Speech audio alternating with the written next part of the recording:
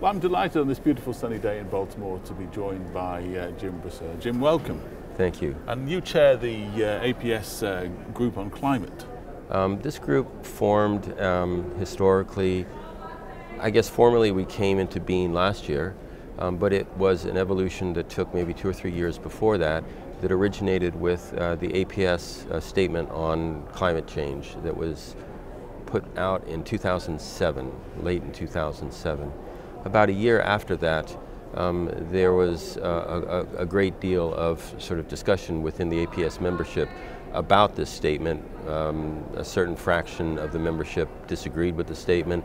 A larger fraction agreed with the statement, but there was a lot of controversial discussion about specific wording in the statement and so on. The result of all of that was for the APS to form a group to re-examine the statement, and they created an addendum, and that came out in 2010. It's a discussion on the statement.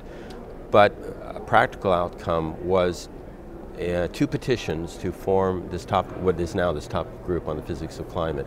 One petition came from Roger Cohen and colleagues, and another petition came from Kurt Callan, who was the president of the APS at the time. And those you know, there's a formal petitioning with signatures and so on, and those were combined. They formed an organization committee to create this topical group. I was on the organization committee.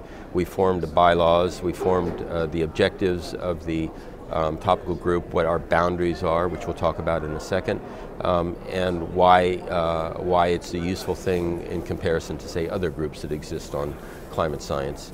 Then, once the bylaws were created, that group of organizational members became the nominating committee. We nominated people to run for the various executive officers. I was nominated for the chair and won that. And it was, you know, several months later, before the election procedure was over, we had now an executive committee. We then started working, we formed all the other committees, and we've been going ever since. All of what I just said at the end happened towards the end of last year, so we're a very new group, and we're sort of trying to understand exactly how to evolve. And what are the aims of the group? Right, so this is the important point.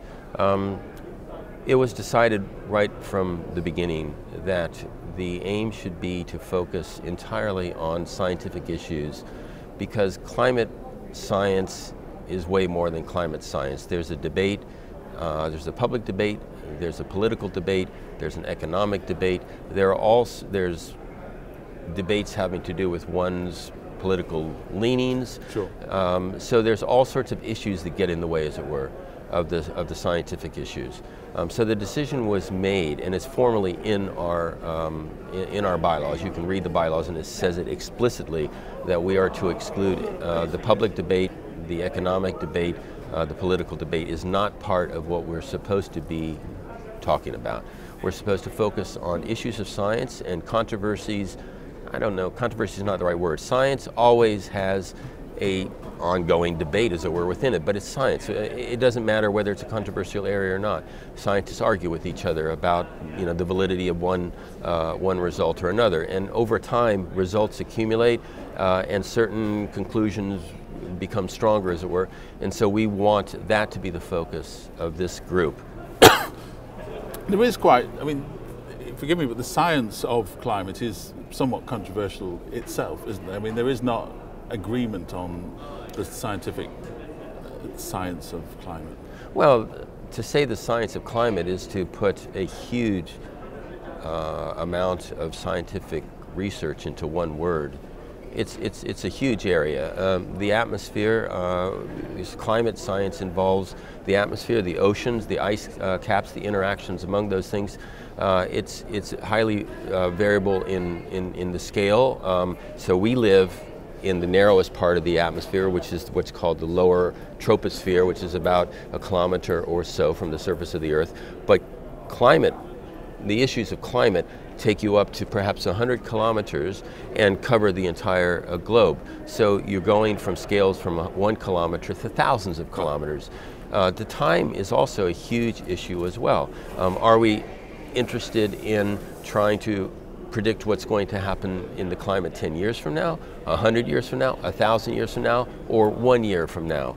Are we talking about an average change, or what about the variability? There's huge variabilities. Everybody recognizes that. Any scientist knows that this is a highly nonlinear, complex dynamical system, and it has huge variabilities in it. So how do we characterize the variabilities in addition to the mean? The variabilities are huge, so whenever you have large variabilities around a mean, there's always going to be discussion about how you even define the mean and so on. So it's a very, very broad area. It involves climate science, it involves oceanography, it involves thermodynamics, it involves fluid dynamics, it involves radiative transport, it involves molecular dynamics, chemistry, and so on. It's a huge area, so to put it all into one word is way oversimplifying the issue, really. Okay, so final question, so what are you trying to achieve? Well, in this group? Yeah. Well, what we're trying to achieve is, over the long term, to develop a group that tries as much as possible to divorce itself from arguments that have to do with one's political leaning, one's economic leanings, and et cetera, and to simply focus on quality science and argue about the details surrounding quality science. So what we would like to do as a group is try to identify the best done research that relates to climate, and then argue about details, where the data came from, error bars on the data, whether the conclusions that are drawn from the data are sort of going a bit too far or not. These are the kinds of debates scientists have all the time in every area, and we would like this group to focus on those issues in regards to climate physics. And the group's off to a good start. Well, I think so, but we're very new. In fact, we had our first business meeting last night, and there were only half a dozen people from the membership there, which is not unusual. So we're hoping to build up more response from the membership. One final question would be on that. How can members, APS members, kind of get involved? Well, they get involved by joining, and then they receive emails that indicate what's going on. So, for example, we're running an invited session at this meeting, which is happening today. We're running a focus session, which is happening tomorrow, and we were also involved in the Cobley plenary session that's happening this afternoon. Wait a second, today is what? Wednesday. Yeah, it is today, sorry. I've been traveling a lot.